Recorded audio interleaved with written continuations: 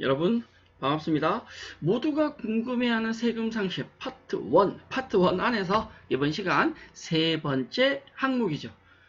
지난 시간까지 저희가 김밥천국에서 김밥 먹고 해야 되는 계산에 대해서 예비사업자가 선택해야 될 사업자의 분류, 법인이냐, 개인이냐, 개인 중에서도 일반 과세자냐, 간이 과세자냐에 대해서 살펴보셨고요. 이번 시간 저희는 사업자 등록과 사업자 등록 번호에 대해서 학습을 강의 진행을 해보고자 합니다. 자, 궁금하셔야 됩니다. 궁금하시죠? 궁금할 것이다 라는 기대감을 가지고 이번 시간 강의 출발합니다. 먼저 사업자 등록과 사업자 등록 번호가 어떤 의미를 가지는지부터 한번 살펴보셔야겠습니다. 먼저 사업자 등록이라고 하는 게 무엇이냐? 사업을 개시하고 내가 사업을 시작했다라는 걸 세무서에 신고하는 절차를 우리는 사업자 등록이라고 합니다. 자, 표현이 정확한지 모르겠는데요. 사업을 개시하고 즉 장사를 시작하고 그걸 알린다라고 되어 있는데 대부분 사업자 등록은 실무적으로는 실제 사업을 시작하고 난 뒤에 좀 지나서 신고하는 경우도 많습니다. 혹은 사업을 시작하기 전에 미리 사전 신고하는 경우도 있다라고 생각하면 되는데 결론적으로 말하자면 내가 사업을 한다라고 하면 나는 이제 사업자다 우후 라는 걸 내가 사업자가 됐음을 세무서에 신고하는 절차가 바로 사업자 등록이다 라고 얘기를 할 수 있다는 거죠. 자, 우리가 사업자 등록을 하면 내가 신고를 한 관할 세무서는요 특별한 문제가 없다. 이 사람 좀 이상한데 그게 아니라면 사업자 등록번호와 함께 사업자 등록증을 교부를 하게 됩니다. 자, 내가 사업자 등록을 했다라고 한다면 그래 넌 이제부터 사업자야 라고 해서 표시되는 것이 바로 이 사업자 등록증이고요. 이 등록증에 나타나는 것이 바로 사업자 등록번호입니다.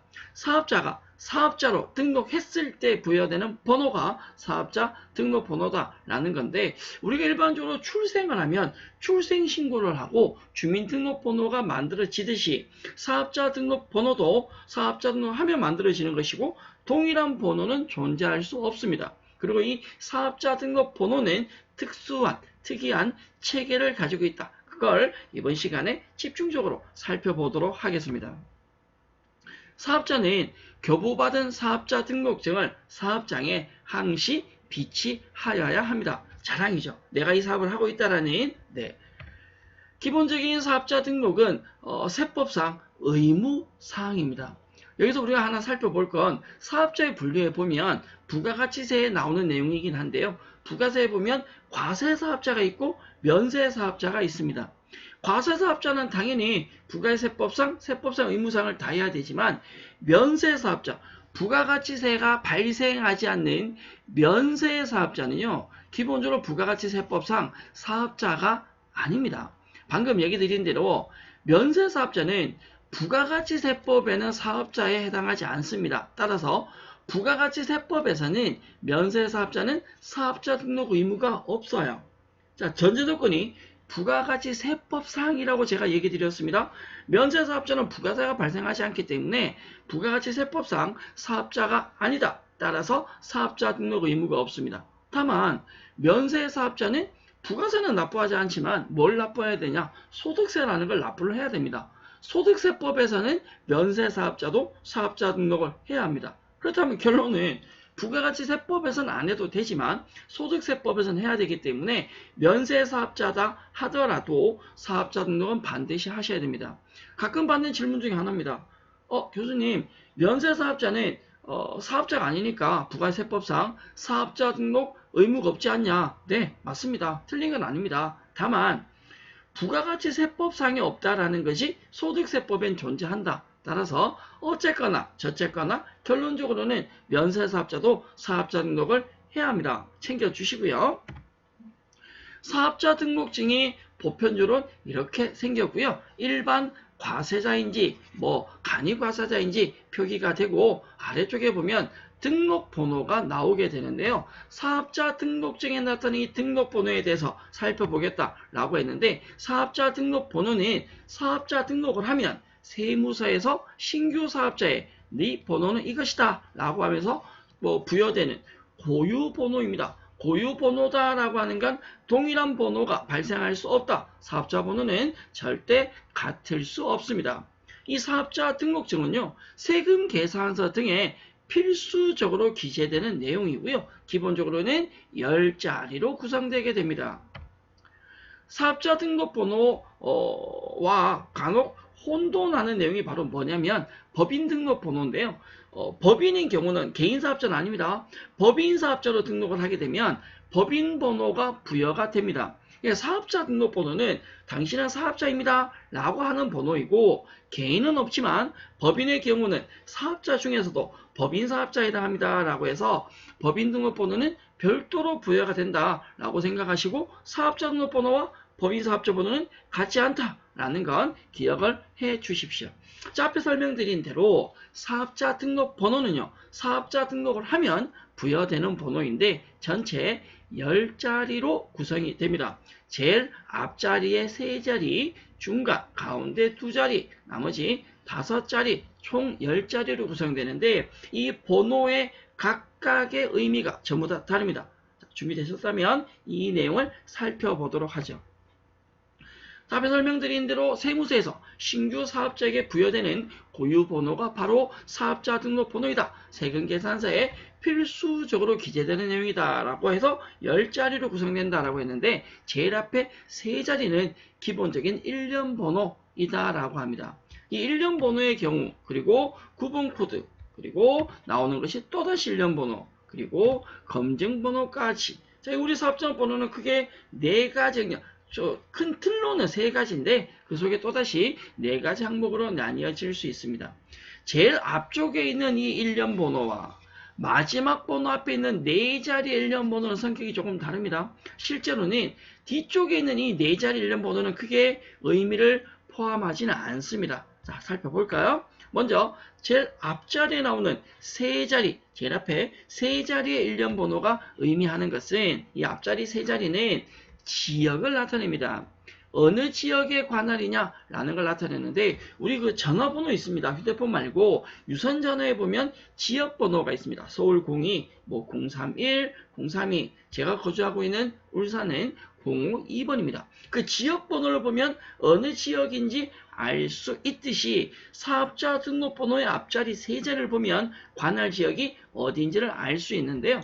이 3자리는 또다시 제일 앞 첫 자리는 관할하는 지방 국세청을 의미하고요. 뒤에 있는 2자리는 세무서 고유 번호를 나타냅니다.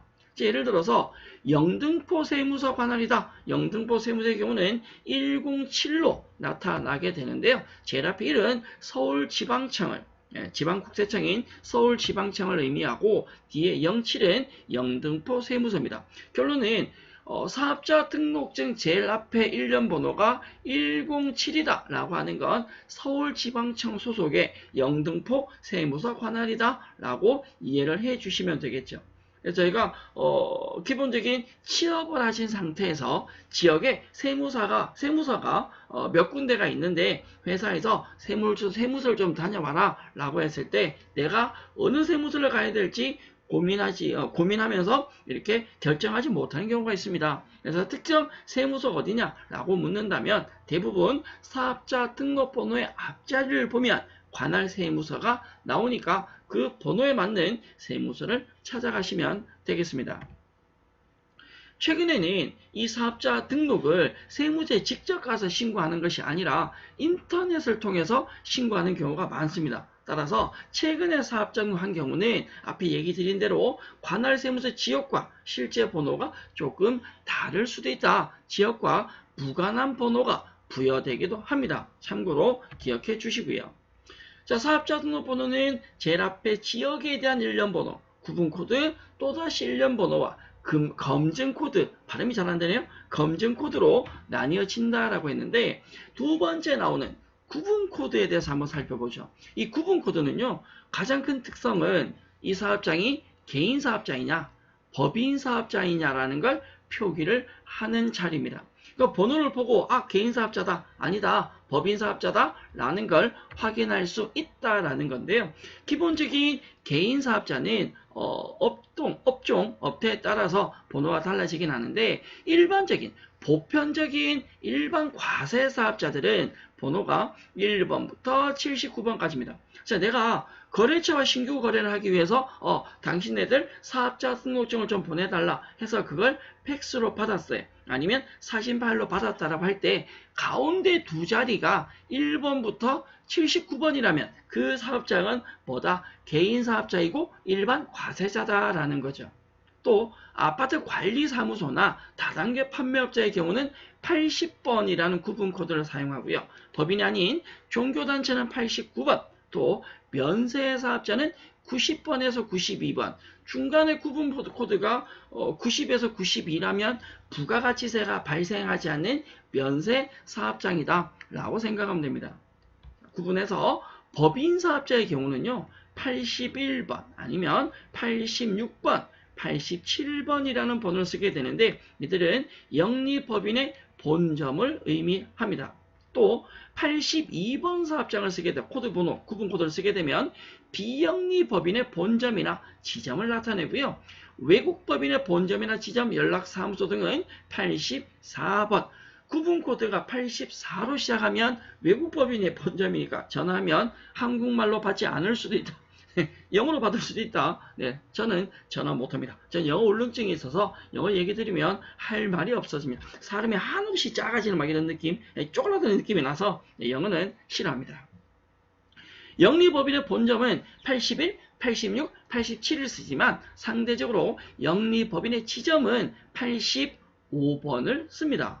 그래서 구분 코드를 여러분들이 다 외우실 필요성은 없으세요. 문제는 이렇게 달라진다 정도는 구분하시고 단 우리가 실무적으로는 개인이냐 법인이냐 이 정도는 조금 상식적인 선에서 나눌 수 있어야 된다라고 생각합니다.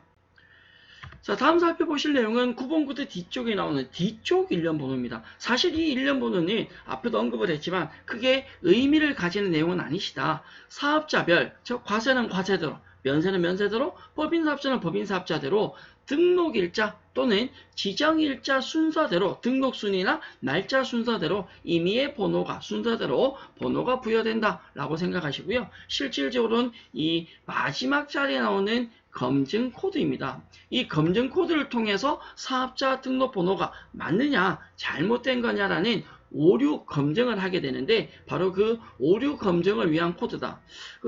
과거에 제가 국세청 분들 교육을 하면서 이 일련 번호가 검증 코드를 어떻게 만드는지를 어떤 계산을 하는지에 대해서 설명을 들은 적이 있는데 죄송합니다. 기억이 나지 않습니다. 다만 마지막 자리는 검증 코드다 라고 생각하면 되는데 저희가 사업자 등록 번호에 대해서 정리를 할 때는 앞자리 일련 번호가 어떤 의미를 가지냐, 두 번째 나오는 이 구분 코드가 개인과 법인이 어떻게 다른지 이 정도만 기억을 해 주셔도 여러분들은 굉장히 우월하다, 굉장히 훌륭하다라고 설명을 드릴 수 있겠습니다. 마지막 5자리 번호는 참고로만 살펴보시고요. 이 사업자 등록증에 표기되는 또 하나의 번호, 사업자 등록번호 말고요. 또 하나의 번호가 있다. 바로 그게 업종 코드다라고 얘기할 수 있는데 물론 앞에 제가 법인기업은 법인등록번호가 나온다고 했는데 그거 말고 사업자 등록증에 보면 업종 코드가 따로 있습니다. 대부분 이 업종 코드는 크게 관심을 가지지 않는 번호이긴 하는데 사업자 등록 자체를 직접 내가 세무서에서 한다라고 한다면 등록 신청을 받는 조사관이 알아서 그 업종은 업종 코드를 이 번호를 쓰면 됩니다 라고 얘기를 해주기도 합니다. 다만 기존에 있는 형태가 아닌 새로이 등장한 업종이다 라고 한다면 조사관도 모를 수 있겠죠. 그런 경우는 한국 표준 산업 분류에서 업종 코드를 찾으셔야 되고요. 이 한국 표준 산업 분류는 통계청에 연계되어 있습니다. 이 통계청에 전화나 인터넷 문의를 통해서 내가 이런 사업을 하려고 하는데 사업자 등록증에 업종을 뭘 작성하면 되는지 문의하시면 답을 구할 수 있다라는 거죠. 사실은 이 업종은 가장 중요한 부분이 바로 이 부분인데요.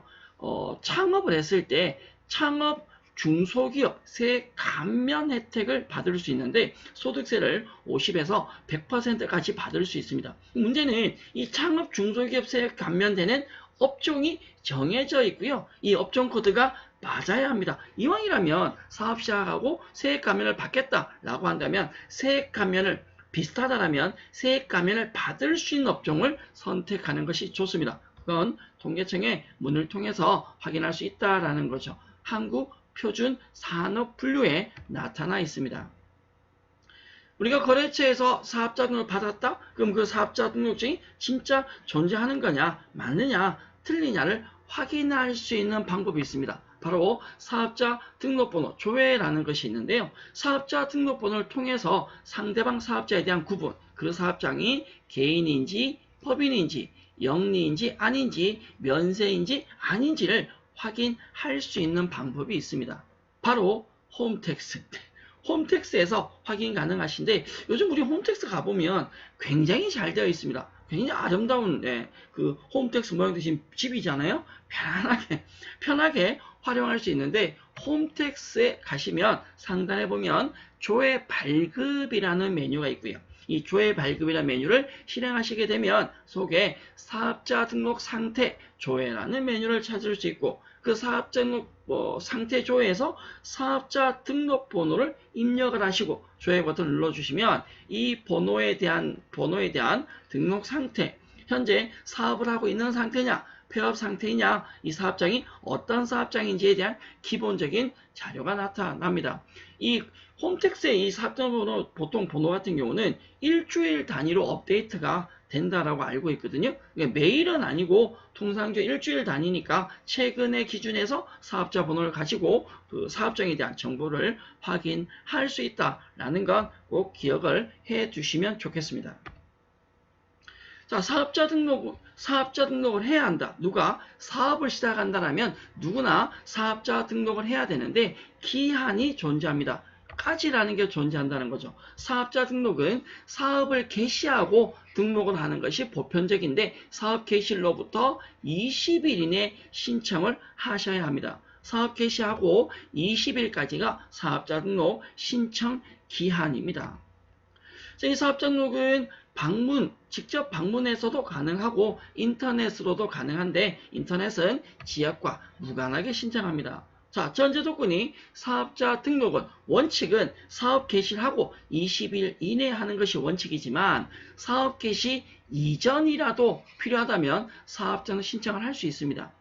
실제로 카페 같은 걸 창업한다 라고 하면 카페를 시작하고 사업자 등록을 하기도 하지만 카페를 창업하기 위해서는 안에 설비 같은 거 테이블도 사야 되고 커피 머신기도 사야 되고 기타 등등 물품을 구입하면서 세금 처리를 좀 원활하게 하고 싶다 라고 한다면 사전에 미리 사업자 등록을 신청할 수도 있습니다. 이 사업자 등록 번호는 방금 얘기를 했지만 세금 계산서라든지 현금 영수증이라든지 지출과 관련된 징빙을 수령할 때는 반드시 필요하다라고 얘기 드릴 수 있고요. 얘기한 대로 인테리어나 이런 공사 등 사업자 등록 이전 지출액은 사업자 등록하고 받을 수 있지만 이건 실무적으로 많이 받는 건데 많이 질문 받는 내용인데 그러면 사업자 등록을 안 하면 경비 처리가 불가능하냐라는 질문을 많이 받거든요. 그건 아닙니다. 사업자 등록하면 사업자 등록 번호로 인해서 세금 계산서나 현금 영수증을 조금 편하게 받을 수 있다라는 거고요. 그렇지 않다면 사업자 등록하기 전이라면 인테리어 공사나 이런 지출할 때 주민번호, 대표자의 주민등록번호로 세금 계산서를 수령을 해서 사업자 등록한 이후에 경비 처리도 가능합니다. 이런 경우는 가급적이면 현금만 주고 말기보다는 통장을 이체해서 지출했다는 걸 증명할 수 있는 서류를 같이 챙겨 놓는 것이 훨씬 더 유리할 수 있다라고 얘기 드릴 수 있고요. 자, 사업을 시작하고 20일 이내 사업자 등록을 해야 하는데 안 했어요. 고의가 되건 실수가 되건 해야 한다라는 규정이 있는데 안 했다라고 한다면 뭐라 합니다. 네, 혼냅니다. 혼내는데 뭐로 혼내냐? 가산세로 혼냅니다. 기본적인 등록 안 한 상태에서 매출이 이루어졌다라면 그 발생한 매출액에 대한 공급가액에 대한 1%가 가산세로 발생하게 되니까 사업 시작했다면 미리 하시고, 정리하자면 사업 시작했어. 사업 개시일로부터 20일 이내 해야 된다. 미리 하는 건 상관없다. 할 수도 있다라는 거고, 사업을 시작을 한다라면 준비하는 단계에서 세금 계산서나 현금 영수증을 발행하기 위해서는 이 사업자 등록증이 필요한데, 준비를 못했다, 등록을 안 했다라면 개인 주민번호로도 경비 처리는 가능하다. 이 경비 처리에 대한 내용, 징빙에 대한 내용은 저희가 궁금해하는 세금 상식, 이제 파트 1에 대해서 하고 있는데 바로 다음 단원에서 학습을 하시게 될 겁니다. 사업자 등록 신청을 하는데 경우에 따라서는 대부분 특별한 문제가 없으면 바로 등록증이 교부되고 증을 세무서에서 줍니다. 그런데 경우에 따라서는 바로 되지 않는 경우가 있습니다. 자, 어떤 경우가 있냐? 실무적인 내용이긴 한데 그 사업장이 허가업종이다. 즉 허가를 받아야 되는 경우다. 간이과세 배제업종이나 지역이다. 첨부 서류가 부족하다. 이런 경우는 바로 안 되는 경우도 있습니다. 자, 허가업이라고 하는 건 사업자 등록하기 전에 주무관청의 허가 취득이 우선입니다. 예를 들어서 학원을 한다 라고 한다면 기본적인 세무서에 사업자 등록 신청을 하기 전에 교육청에 가서 학원을 한다라는 허가를 먼저 받으셔야 됩니다. 학원 등록증이 먼저 받으셔야 사업자 등록증을 받을 수 있다는 겁니다. 뭐 대표적인 얘기 드린 학원이나 음식점업도 같은 업종에 같은 경우에 해당합니다.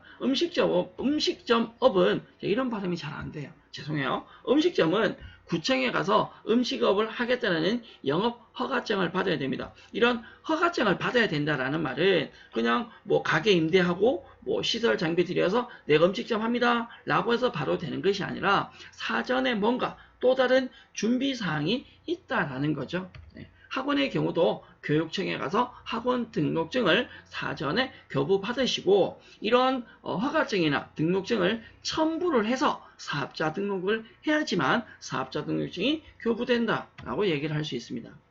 간이과세 배제업종의 경우는 사업자 등록 신청하기 전에 관할 세무서에 간이과세자가 가능한지 여부를 확인해야 되는데 이 경우는 내가 사업자 등록을 하고자 할 때 개인 사업자로 할 것이고 나는 매출액이 작을 거라서 1년간 8천만이 안 될 거여서 간이과세자로 신청을 할 때 필요한 거죠.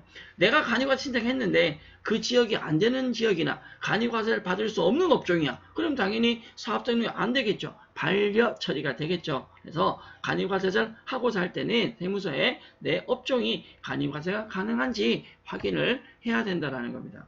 또는 사업자 등록을 함에 있어서 임대차 계약서 사본, 굉장히 중요합니다. 임대차 계약서 사본이나 앞에 얘기한 허가증 혹은 등록증 이런 경우가 준비가 안 된다, 준비가 덜 되었다 라고 한다면 등록이 안 될 수 있습니다. 특히 사업장이 동업을 한다, 2인 이상인 동업을 한다 할 때는 반드시 동업계약서가 사본이 첨부되어야 합니다. 이 동업하는 사업장의 경우에 동업계약서는요, 소득세와 밀접한 연관이 있습니다. 동업인 경우는 동업자 간 지분율의 표기가 매우 중요하다. 다시 하면 A라는 사람과 B라는 사람 두 명이 동업을 한다. 그러면 이익을 5대5다 지분이 투자를 반반 했단 말이에요. 그럼 5대5가 될 것이라면 이익이 발생해도 그 이익을 5대5로 나누겠죠. 반반 나누게 됩니다. 그런데 A는 4를 B는 6을 부담했다. 4대6, 6대4다 라고 한다면 이익이 발생했을 때 6에 더 많은 비중이 되겠죠. 우리가 세무서에 가서 동업을 할 건데 우리 지분은 5대5입니다 라고 하면 그 유명한 있죠. 5대5를 할 때 누가 5야 뭐 이런 거. 자, 기본적인 동업계약서는 누구 왜 1인 이런 식으로 표기가 되고요. 그 표기했을 때 지분율까지도 명확하게 들어가야 된다. 그 이유는 바로 소득세 과세 근거가 누구한테 이익 금액이 어느 정도 될 거냐에 따라서 뭐 2명이 동업자라면 2사람한테 소득세 과세되는데 누가 더 많은 소득을 배정을 받느냐. 물론 5대5라면 누가 5야 궁금해하지 말고 반반 나눠서 과세가 되겠지만 그 율이 다를 때는 서로 다른 금액이 소득으로 볼 수 있다라는 거죠. 자, 사업자 등록 신청을 했는데 별 문제가 없어. 괜찮아. 라고 한다면 특별한 문제가 없는 한 대부분 당일 발급이 됩니다. 요즘 세무사가 친절해요. 그래서 당일 발급되는데 뭔가 좀 이상해? 뭔가 좀 부족해? 이 경우는 바로 연락이 옵니다. 문자나 연락이 와서 전화가 와서 이 부분이 잘못되었으니까 추가로 수정해서 다시 신청하시라. 아니면 필요한 서류가 누락되었으면 서류를 다시 갖다 달라 라고 얘기를 합니다. 그러면 필요하다 그러면 빠진 거 있다 빠진 거 갖다 주면 되고 잘못됐다 라고 하면 수정하면 되는 거죠. 특별한 경우가 없는 한 특별히 문제가 안 되는 한 바로 발급이 되게 되고요. 사업자 등록증을 발급을 받았다라면 이건 반드시 하셔야 합니다. 사업을 새로 시작하는 분들 혹시 창업자라면 이 부분은 굉장히 중요합니다. 물론 신규 창업자가 뭐 개인 사업자로 갈 건지 아니면 일반 과세자로 갈 건지 간이 과세자로 갈 건지도 중요하다. 그런 것들이 결정이 되었다. 임대차 계약을 했다. 그래서 우여곡절 끝에 힘들지만 사업자 등록증을 교부받았다 라고 한다면 그 등록증을 안고 난 이제 부자가 될 거야. 돈 세면서 밤샐 거야. 이런 것도 중요하지만 사업자 등록증을 발급받고 난 뒤에 부가세 신고, 세금 신고해야 되니까 부가세 신고를 위한 사업용 신용카드, 현금용 수증 혹은 사업용 계좌를 반드시 등록을 하셔야 합니다. 제가 역으로 표현하자면 사업을 하기 위해서 신용카드 단말기를 설치하거나 사업용 계좌를 별도 등록할 때 우선적으로 먼저 해야 될 거 필요한 게 무엇이다. 사업자 등록을 하고 사업자 등록증을 받으셔야 된다라는 겁니다. 자, 이번 시간 저희는 사업자 등록과 사업자 등록 번호에 대해서 학습을 하셨고요. 다음 시간에는 경비 영수증에 대해서 살펴볼 텐데 우리가 세법에 대한 혹은 세무에 대한 내용을 학습함에 있어서 굉장히 중요한 부분이 적격증빙입니다. 실제로 많은 분들이 전산회계나 전산세무라는 그 자격시험을 통해서 전산회계나 전산세무 쪽에 회계나 세무 파트를 학습을 하게 되는데요. 그러한 자격시험에서 적격증빙 부분은 그렇게 강조가 되진 않습니다. 그러나 실무에서는 굉장히 중요한 부분입니다. 조금 기대를 가지고 적격증빙을 학습을 해 주셔야 될 것 같다라고 생각을 합니다. 이번 시간은 여기까지고요. 다음 시간 경비 영수증의 적격증빙을 데리고 여러분들과 강의 진행을 이어가 보도록 하겠습니다. 여러분 수고하셨습니다.